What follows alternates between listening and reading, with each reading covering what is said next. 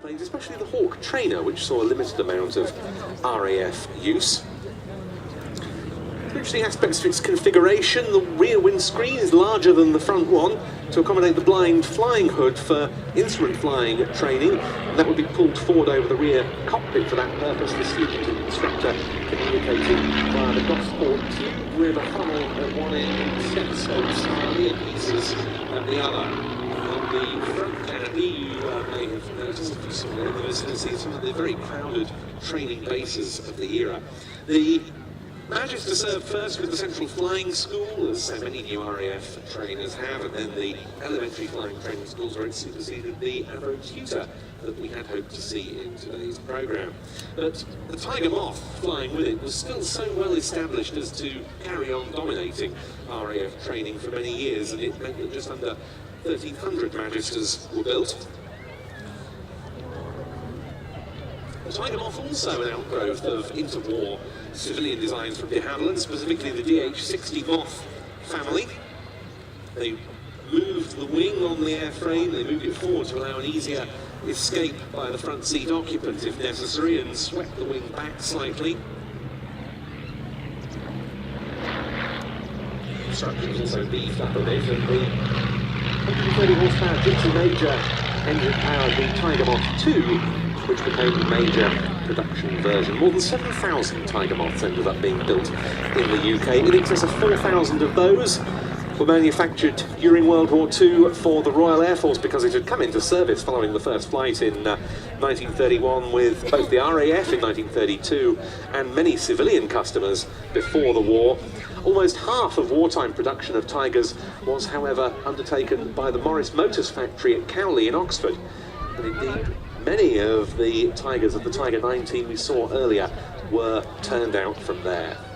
The Tiger had all the attributes you need, really. It was robust, quite easy to fly, but it still required a positive touch on the controls, and it could bite the trainee if they were unwary. Those trainees would typically spend about 8 to 12 weeks in wartime at a British-based elementary flying training school. They do 50 hours of flying in that period, including 5 hours under the hood of instrument flying training, 5 hours of navigation exercises, including the first solo cross-country, and at least 25 hours of dual instruction.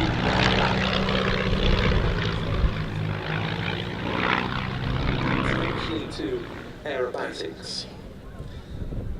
Quite a lot of Tigers were shipped from RAF stocks out to southern Rhodesia for use by the elementary flying training schools there that were formed under the Empire and British Commonwealth Air Training Scheme. Others, with enclosed cockpits to help keep out the cold, were operated in Canada.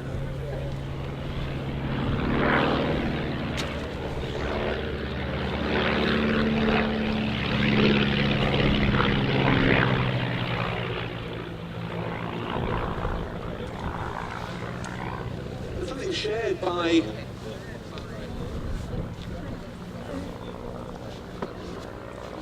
both of these aircraft was their intended use in what could be termed a very frontline role in the event of a German invasion in 1940, because both Tiger Moths and Magisters would have had light bombs hung under their wings in an effort to ward off an invasion.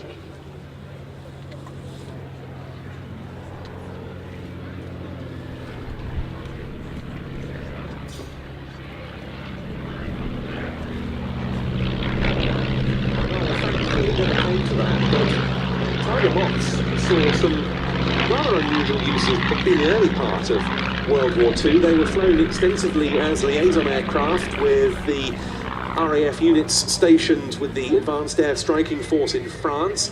In lieu of more suitable aeroplanes, they and other light aircraft, including de Havilland Hornet Moths, were used for coastal patrols around the UK.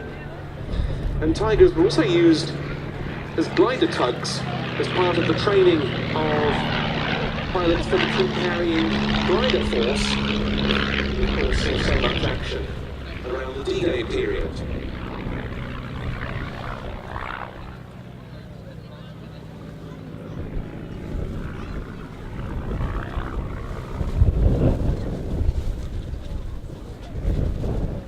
Tiger carried on a lot longer than the Magister in the primary training role. The RAF didn't retire its last Tigers until 1952.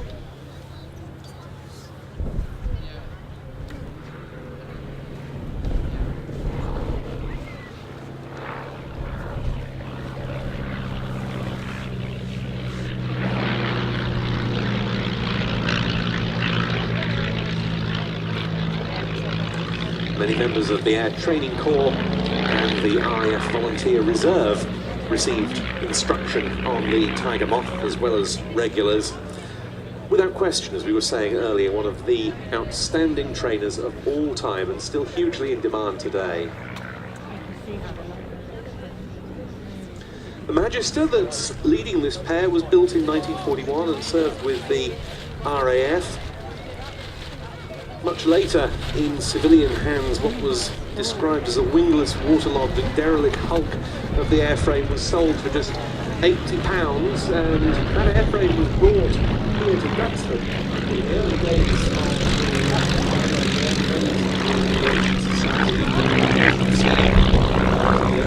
Society. We're now in Singapore, led by David Brownwell. This is the pre-war all-yellow training scheme of the time. Camouflage of the Tiger, which was the Tiger plane from earlier.